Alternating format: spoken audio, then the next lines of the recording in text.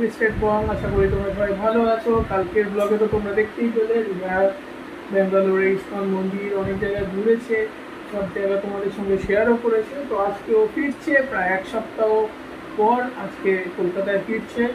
তো এখান থেকে আজকে ব্লগটা স্টার্ট করলাম। আমি আপাতত একটু ল্যাপটপে একটু কাজ করছি, দেন রাতে কিছু রান্না করে রাখতে হবে।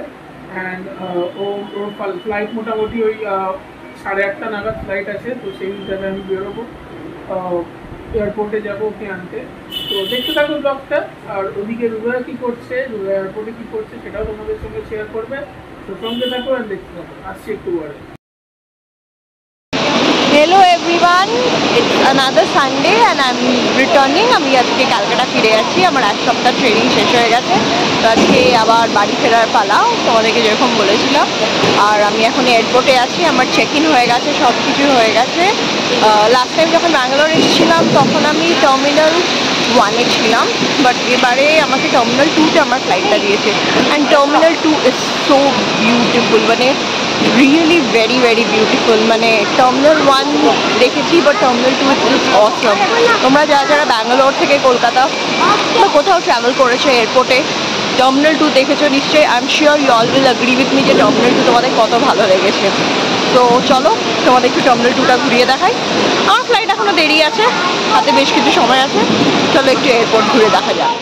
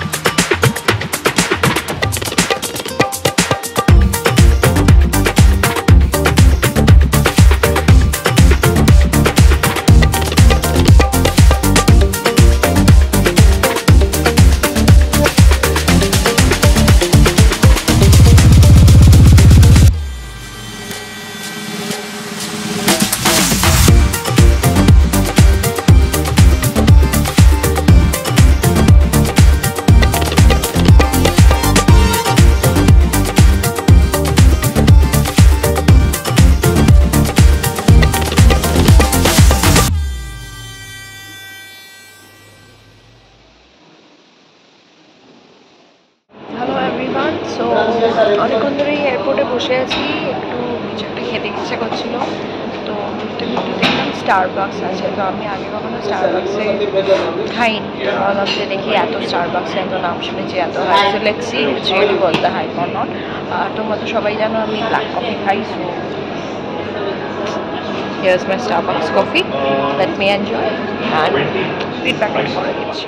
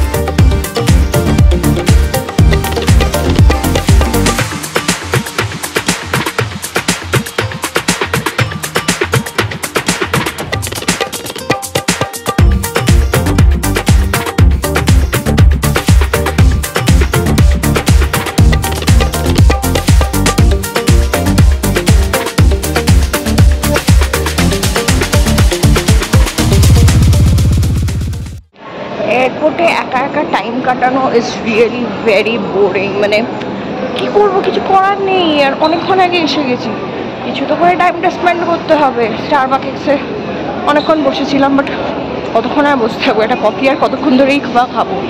সো কি করবো, একটা বই কিনলাম, দেবদত্ত পটনায়কের একটা বই কিনলাম। তো দেখি এখন এই বইটা নিয়ে কিছু করে একটু টাইমটা কাটাই। But I can tell you, এয়ারপোর্টে একা বসে থাকা এটার থেকে বেশি বোরিং জিনিস কিচ্ছু হয় না।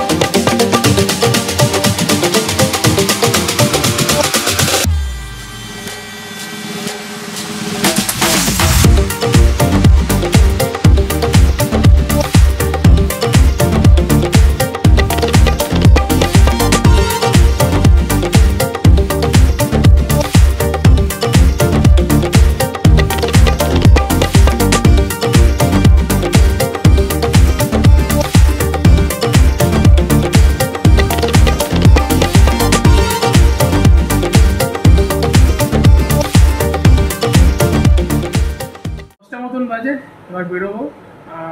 মোটামুটি ফ্লাইট ল্যান্ড হতে 10:50 মতন বাজবে। তো এখান থেকে হার্ডলি আধ ঘন্টা লাগে। তো চলো, এক সপ্তাহ পর আসছে, এক সপ্তাহ পর দেখা হবে। আর এতক্ষণ তো তোমরা দেখলেই যে এয়ারপোর্টে কি করছে।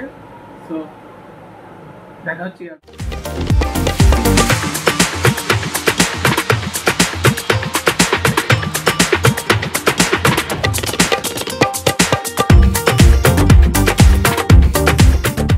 পৌঁছে গেছি এয়ারপোর্ট, এখন পিছিয়ে যাচ্ছি অ্যারাইভালে। ডিপার্চারের জন্যই আমার, কারণ এখানে পার্কিং চার্জটা লাগে না। সো যাই, এখনো 5-10 মিনিট আছে ওর ফ্লাইট নামতে।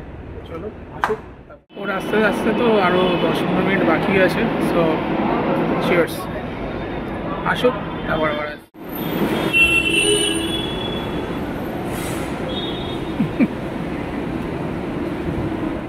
এই জাস্ট ঘরে ঢুকলাম, রাস্তা একটু জ্যাম ছিল তাই দেরি হয়ে গেল, 1টা মতন বাজে।